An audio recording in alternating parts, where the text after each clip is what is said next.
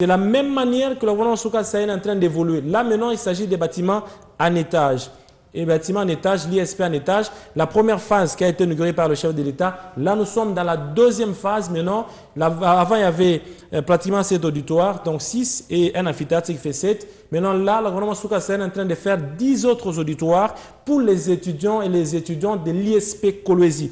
Donc, il y a 5 auditoires au rez-de-chaussée et 5 auditoires au premier niveau. Le gouvernement Souka Saïn veut que ces enfants du Lualaba, les étudiants de l'ISP Kolwezi évoluent dans les auditoires modernes pour que, et aussi quand ils vont évoluer aux côtés des enfants à qui ils transmettent la connaissance, qu'ils puissent également assainir leur milieu où ils évoluent ou leur environnement. Donc les travaux, vous voyez, M. Ephraim Mununga, les travaux évoluent normalement. La fois passée, quand nous étions avec vous, on n'avait pas encore fini à couler la dalle. Maintenant, là, ils sont presque à la fin parce qu'ils ont beaucoup plus évolué. Ils sont en train d'évoluer avec la dalle de l'autre côté, également avec les crépissages. Parce que le gouvernement Souka Saïn veut que les travaux aillent vite pour que les plus rapidement possible, ces auditoires soient disponibilisés pour les étudiants de l'ISP Kolwezi afin qu'ils évoluent dans les très bonnes conditions. Vous voyez que c'est spacieux, hein? Ce sont des grands auditoires spacieux pour permettre à ce que les étudiants puissent évoluer dans les très bonnes conditions.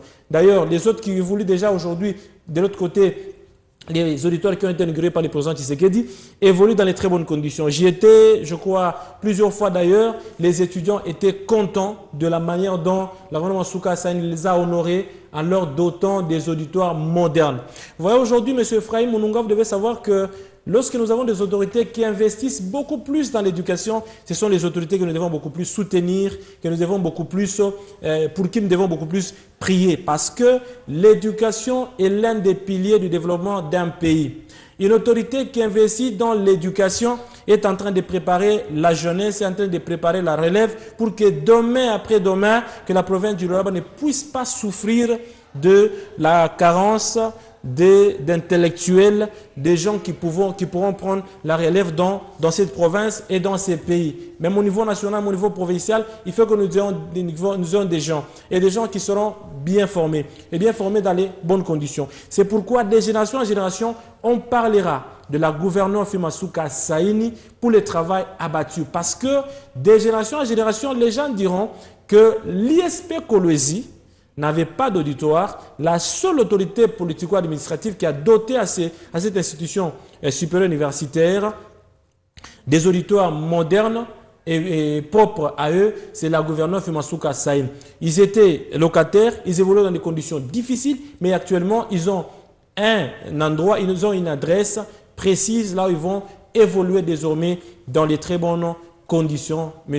Ephraim Mununga. Mais c'est ainsi que nous invitons également les jeunes qui finissent aux humanités, même ceux-là qui ont eu les diplômes cette année, à pouvoir s'inscrire à l'ISP Kolwezi parce que désormais l'ISP Kolwezi, grâce au travail abattu par son excellence Firmin Souka Saïn, l'ISP Kolwezi a ses auditoires, des auditoires modernes là où les étudiants étudient dans les bonnes conditions. Ils étudiaient avant à Machinda, nous n'avons pas de fenêtres, il n'y avait pas de vitres, il n'y avait pas parfois de portes et de plafonds, des carreaux. Mais maintenant, là où ils évoluent, il y a le carreau, il y a les plafonds, il y a des vitres, il y a des fenêtres, portes avec des vitres. Donc, et puis également bien aérés. Et ils évoluent dans les conditions modernes et n'ont rien à envier par rapport à ce que les étudiants de l'ISP d'autres provinces, notamment Lubumbashi, Kinshasa ou Kisangani, évoluent. Donc, eux aussi évoluent dans les très bonnes conditions. Ils n'ont vraiment pas